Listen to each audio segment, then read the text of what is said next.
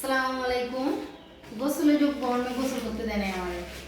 বাজারে যাও lotion নেশো lotion শেষ হয়ে গেছে। আমি বললাম আর শীত আছে বা কয়দিন এতদিন এমনি চল হাত পা পুরো মানুষের মতো হয়ে গেছে। কি করবো, ছোট্ট একটা নিয়ে আসছি। ইন্ডিয়ান পাইলাম না, এটা বাংলাদেশি ছোট্ট একটা আনছি।